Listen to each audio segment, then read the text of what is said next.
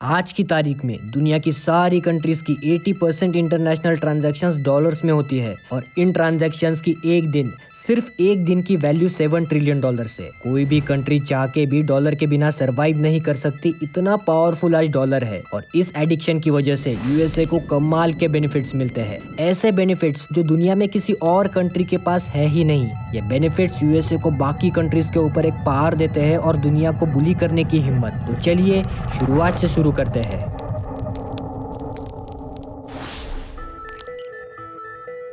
1939 में world war 2 start हुआ। पूरी दुनिया एक दूसरे पर गोलियां चला रही थी सिवाय एक कंट्री के। यूएसए ने वॉर में लेट एंट्री ली, इसीलिए अमेरिकन फैक्ट्रीज, सिटीज और उनका इंफ्रास्ट्रक्चर इंटैक्ट था। इसके बिल्कुल अपोजिट हालत बाकी कंट्रीज की थी। वॉर की वजह से बहुत शहर जमीन में मिल गए, लोगों के पास घर नहीं था, नौकरी नहीं थी, खाना नहीं था और वॉर में बहुत लोग मारे गए। एक कहावत है दोस्तों, जो काम सुई कर सकती है वो तलवार नहीं कर सकती। और इस वॉर जोन में बिजनेस अमेरिका की सुई बनी। यूएसए ने वॉर में सारे अलाइड कंट्रीज को भर भर के वेपन्स, फूड और सप्लाईज बेचे और बिजनेस करके दुनिया के 70% गोल्ड रिजर्व्स पर कब्जा कर लिया। उस समय देश की करेंसी की वैल्यू कंट्रीज के गोल्ड रिजर्व से आती थी। जितना गोल्ड उतना ही पैसा प्रिंट होता था। इस चीज का फायदा यूएसए ने उठाया। ब्रेटन वुड्स में 1944 में 44 देशों के साथ मिलकर एक एग्रीमेंट किया।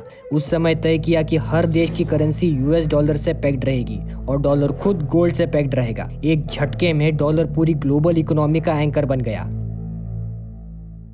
27 साल तक ये सिस्टम चलता रहा और फिर वियतनाम वॉर शुरू हुआ। इसे फंड करने के लिए यूएसए ने इतने डॉलर छापे जितने कि उसके पास गोल्ड रिजर्व्स भी नहीं थे। बाकी कंट्रीज इससे डर गई क्योंकि उनके पास जो डॉलर रिजर्व्स थे उनकी वैल्यू कम हो रही थी। फ्रांस ने तो अपने डॉलर्स वापस गोल्ड में कन्वर्ट करना शुरू कर दिए।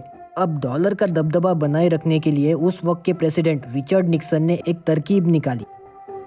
I have directed Secretary Connally to suspend temporarily the convertibility of the dollar into gold or other reserve assets, except in amounts and conditions determined to be in the interest of monetary stability and in the best interest of the United States. America ने dollars के बदले में gold देना बंद कर दिया। यही से dollar as a fiat currency का जन्म हुआ। इस पॉइंट पे हर एक इकोनॉमिक्स की बुक यही कह रही थी कि दुनिया को डॉलर को अबैंडन कर देना चाहिए, लेकिन ऐसा नहीं हुआ। 1973-74 में हेनरी किसिंगर ने सऊदी अरेबिया के साथ एक सीक्रेट डील नेगोशिएट की। सऊदी अरेबिया और उनके थ्रू पूरा ओपेक कार्टेल ऑयल को सिर्फ और सिर्फ यूएस डॉलर्स में प्राइस और सेल करने के लिए तैयार हो गया। इसके बदले में अमेरिका ने सऊदी किंगडम को मिलिट्री प्रोटेक्शन और वेपन्स दिए। सोच कर देखो दोस्तों, ये कितनी पावरफुल डील थी। ऑयल की जरूरत हर एक कंट्री को है। हर फैक्ट्री, हर गाड़ी, हर पावर प्लांट में ऑयल की जरूरत है। अब ऑयल खरीदने के लिए पहले डॉलर खरीदना पड़ेगा।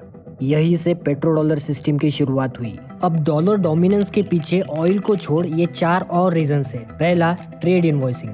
अगर जापान की कंपनी ब्राजील से स्टील खरीदती है, वो येन में या ब्राजीलियन रियल में पे नहीं करती, डॉलर में करती है। दुनिया के ऑलमोस्ट 80% ग्लोबल ट्रेड को डॉलर्स में इनवॉइस किया जाता है, चाहे अमेरिका उस ट्रांजैक्शन में हो या ना हो। दूसरा, डेट मार्केट्स। जब डेवलपिंग कंट्रीज इंटरनेशनली पैसा बोरो करती है, वो डॉलर में करती है। जब कॉर्पोरेशंस ग्लोबली कैपिटल रेज करती है, डॉलर डिनोमिनेटेड बॉन्ड्स इश्यू करती है। डॉलर डेट मार्केट दुनिया में सबसे डीप और लिक्विड है। तीसरा, रिजर्व्स। जब किसी देश का सेंट्रल बैंक सेफ्टी नेट के लिए वैल्यू स्टोर करना चाहता है, वो डॉलर रखता है। आज ग्लोबल फॉरेन एक्सचेंज रिजर्व्स का ऑलमोस्ट 58% यूएस डॉलर्स में है।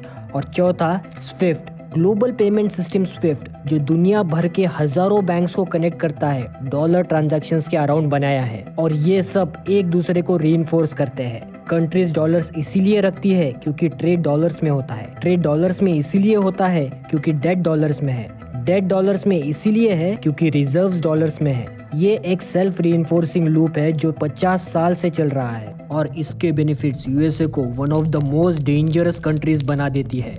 जब अमेरिका को पैसा चाहिए, कोई वॉर फंड करनी हो, इकोनॉमी स्टिमुलेट करनी हो, डेट्स पे करनी हो, वो बस और ट्रेजरी बॉन्ड्स इश्यू कर देते हैं और पूरी दुनिया उन्हें खरीदती है क्योंकि उन्हें डॉलर्स चाहिए। अगर इंडिया, ब्राजील या कोई और देश अपने डेट्स पे करने के लिए पैसा प्रिंट करे तो करेंसीज कोलैप्स हो जाएगी और इन्फ्लेशन स्पाइरल कर जाएगा। लेकिन अमेरिका ये इन्फ्लेशन दुनिया के बाकी देश में एक्सपोर्ट कर देता है। जब यूएस डॉलर्स प्रिंट करता है, हर वो देश जो डॉलर्स होल्ड करता है थोड़ा वैल्यू लॉस एब्जॉर्ब करता है। यही यही प्रिविलेज अमेरिका की मिलिट्री को फंड करता है। यूनाइटेड स्टेट्स डिफेंस पे उतना ही खर्चा करता है जितना अगले 10 कंट्रीज की स्पेंडिंग मिला के। इसका बड़ा हिस्सा फॉरेन सेंट्रल बैंक्स को बॉन्ड्स बेच के फाइनेंस होता है, मतलब सस्ते रेट पे बोरोइंग, क्योंकि डॉलर डिमांड है। 2008 के फाइनेंशियल क्राइसिस के बाद अमेरिका ने ट्रिलियंस पंप किया अपनी इकोनॉमी में। कोविड के बाद भी यही किया। डॉलर सिस्टम का मतलब था दुनिया ने उस कॉस्ट का बड़ा हिस्सा एब्जॉर्ब किया। और एक बेनिफिट ऐसा है कि America massive trade deficits run करता है, यानी कि इंपोर्ट बहुत ज्यादा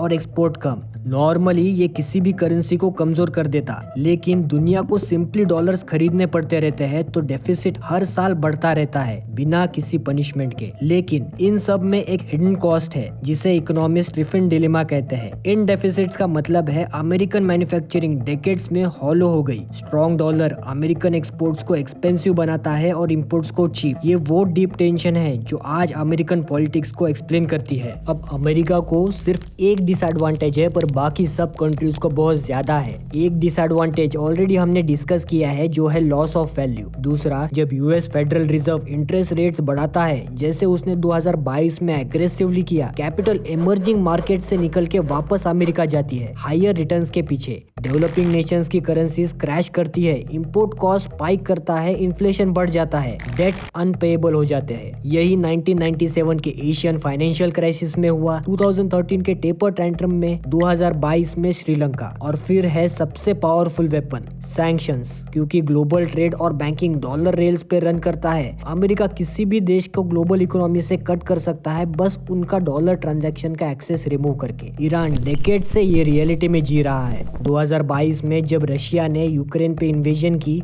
अमेरिका और यूरोप ने रशिया के $300 billion central bank reserves freeze कर दिए। वो एसेट्स जो रशिया समझ रहा था कि सेफली अब्रॉड स्टोर्ड है। मैसेज क्लियर था, अगर तुम्हारे रिजर्व्स डॉलर्स में है, अमेरिका उन्हें कभी भी ले सकता है। चाइना सालों से युआन को ऑल्टरनेटिव के रूप में पुश कर रहा है। 2023 में सऊदी अरेबिया ने चाइना को ऑयल सेल्स के लिए युआन एक्सेप्ट किया, एक सिंबॉलिक लेकिन significant crack petro dollar foundation में। 2023 के ब्रिक्स समिट में मेंबर्स ने ओपनली एक नई करेंसी या पेमेंट सिस्टम डिस्कस की जो डॉलर को बाईपास करे। दुनिया भर में सेंट्रल बैंक्स गोल्ड 50 साल में सबसे तेजी से खरीद रहे हैं। ये एक पावरफुल सिग्नल है कि डॉलर के दबाव से निकलना है। और तो और अमेरिका की अपनी फाइनेंसेस क्वेश्चंस रेज कर रही है। US national debt $34 trillion cross कर चुका है। इसके कंपैरिजन में इंडिया की 2027 की प्रोजेक्टेड डेट $2.5 ट्रिलियन है। सिर्फ इंटरेस्ट पेमेंट्स अब पूरे यूएस डिफेंस बजट से ज्यादा है। और तो और सेंट्रल बैंक डिजिटल करेंसीज यानी CBDCs 130 से ज्यादा देश डेवलप कर रहे हैं। चाइना का digital yuan domestically already use हो रहा है। अगर देश डॉलर बेस्ड बैंकिंग सिस्टम्स को बाईपास करके डिजिटली ट्रांजैक्ट करे, तो डॉलर का स्ट्रक्चरल एडवांटेज इरोड होना शुरू हो जाएगा। लेकिन आज रियलिटी चेक ये है कि इन सब के बावजूद डॉलर अभी भी 58% ग्लोबल रिजर्व्स पे है। नेक्स्ट क्लोजेस्ट ऑल्टरनेटिव यूरो 20% पे है। युआन सिर्फ 2.3%। डी डॉलराइजेशन रियल है लेकिन स्लो है। और डॉलर के स्ट्रक्चरल एडवांटेजेस, उसकी लिक्विडिटी, डेप्थ, लीगल फ्रेमवर्क और इंस्टीट्यूशनल ट्रस्ट इजीली रेप्लिकेट नहीं होते।